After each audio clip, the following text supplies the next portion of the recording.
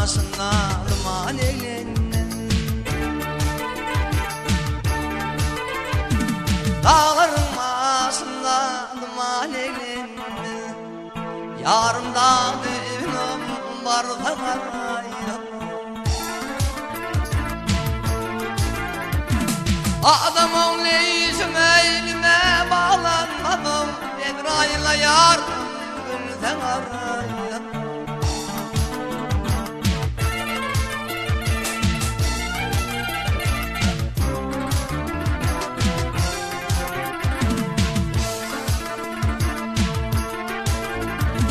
Çöl içinde gelir gelen oğlayıklarını, ay çöl içinde gelir anam gelen oğlayıkları, İdinde terk etme tepil dayaklarını. Ay suyudun çıkar dipte bağlanırım, yarım suyudun ama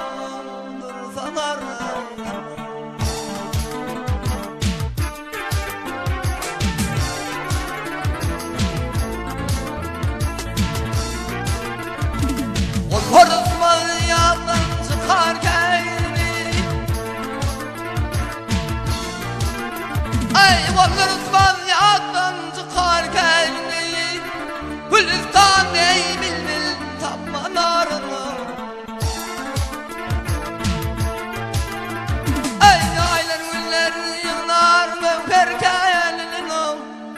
Beğer yarım akma tartımana.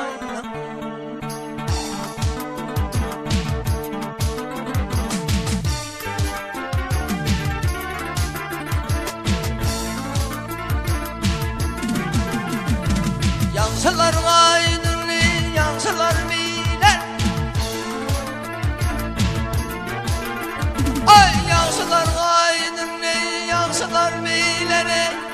Ayrılık yaymana varım nidiler.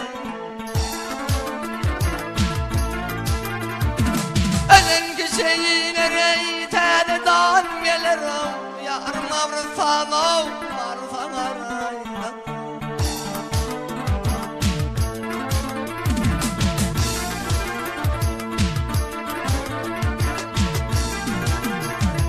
Nefetten aşkından buldum divane.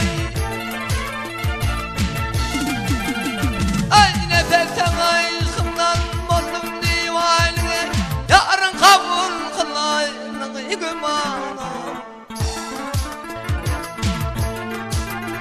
Bak belki seni görüp gelir ama aynalım. Doğuda kasman uçar yarın arayla.